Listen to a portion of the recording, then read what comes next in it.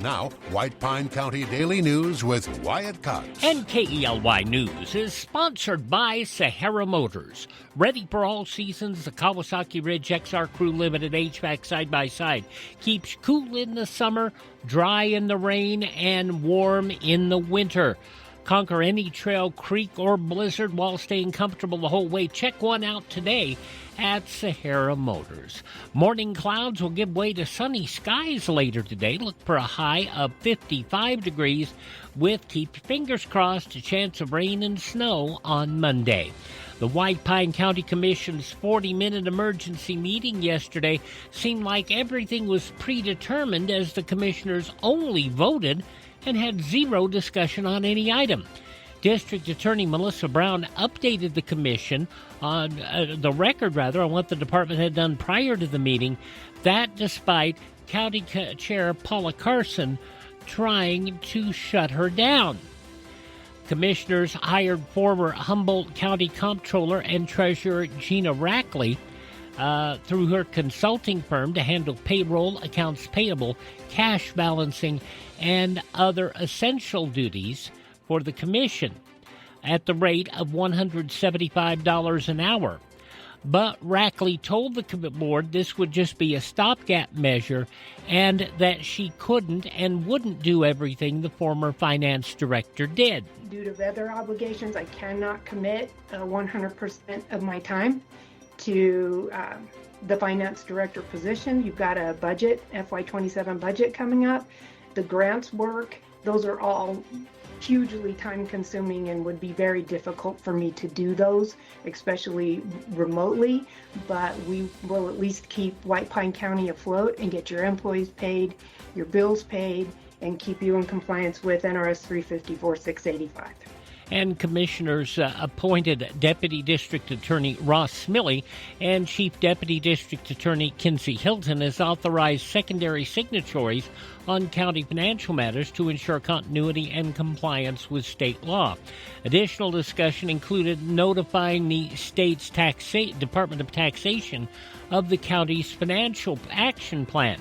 Chairman Carson said after reading the agenda item that the county was not declaring financial hardship.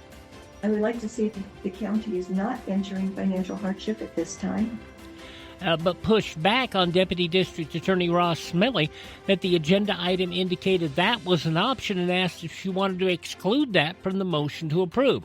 Carson's insistence that there were no issues and that the county had every intention of paying all bills despite no mechanism yet in place to pay future bills saw pushback from District Attorney Brown with the phrase, "Intentions don't go into gas tanks." The commission has yet to address publicly what led to the actions that led to the January 28th decision to dismiss the finance director, Kathy Workman. But a citizen, Carrie Pintar, indicates she is beginning a push to recall the four commissioners. Pintar's comments were met by laughter from Commissioner Tim Pauley, who smirked or openly laughed at nearly every comment made during the meeting. The commission has another meeting scheduled for Wednesday at 9 a.m. in the library conference room. Taking a look at the Sheriff's Office report, multiple incidents and arrests on Wednesday, including a series of vehicle burglaries in Ely and surrounding areas. Several residents reported cars being broken into overnight. Investigations are ongoing. Folks, lock your cars. Deputies also investigated a child abuse report involving a student at a local school, as well as a reported sex crime at a city workplace, both cases under investigation. Traffic incidents including a crash, including an elk on a state highway, several city accidents, and reports of reckless driving referred to Nevada State Police. Deputies made multiple arrests, including Lacombe Zamora of Ely on a domestic battery charge and Jason Williams of Ruth on an Ely Justice Court warrant. Governor Lombardo has announced the approval of more than $64 million to expand attainable housing across Nevada with funding that could directly benefit White Pine County. As part of the Nevada Housing Access and Attainability Act, the state approved $750,000 for the Rural Nevada Development Corporation to support home buyer assistance in rural communities, including White Pine County. RNDC CEO CEO Mary Kerner tells us the grant is for middle-income purchasers. The funding is designed to help low and moderate-income residents overcome barriers to home ownership through down payment and closing cost assistance. State officials say the overall investment will support hundreds of new homes statewide while expanding access to affordable housing in rural areas that often struggle to attract development. The governor's office says the funding reflects a continued push to address housing shortages and improve opportunities for working families across the state. Sheriff's Office is joining law enforcement agencies across the state for Nevada's Joining Forces Impaired Drivers and Riders campaign, running from February 6th through the 26th. The effort increases high-visibility patrols aimed at removing impaired drivers from the road and educating the public about the dangers of driving under the influence. Sheriff's officers remind motorists that calling a sober friend or using a rideshare is far less costly than a DUI arrest, which can result in jail time, fines, and loss of a driver's license. Campaign funded by the Nevada Office of Traffic Safety as part of the state's Zero Fatalities initiative. High school sports, Bobcats wrestling team the boys will head to Tonopah for the Southern Regional Tournament this weekend. Basketball teams finishing their regular season this weekend in Las Vegas. And a Las Vegas bettor's already won big before Super Bowl 60 even kicks off.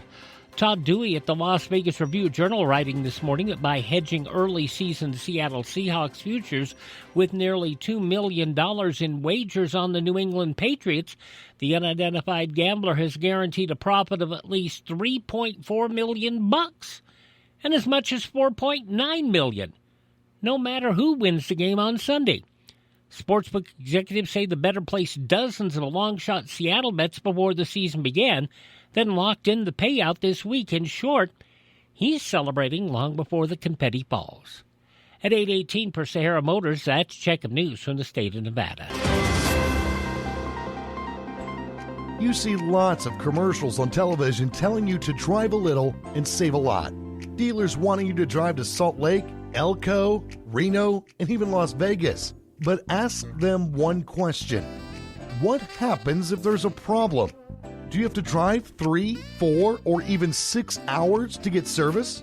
Here at Sahara Motors in Ely, we service everything we sell right here in White Pine County. Shop here first, get our best deal, and you get that best deal by telling Shauna that Wyatt sent you by. Then if you want, shop other places. When you account for the drive, you'll find that it pays you to be a part of the Sahara Motors family. Stop by Sahara Motors, just about a mile north of Ely on US 93. Sahara Motors, we are White Pine proud. Tell Shauna Wyatt sent you by.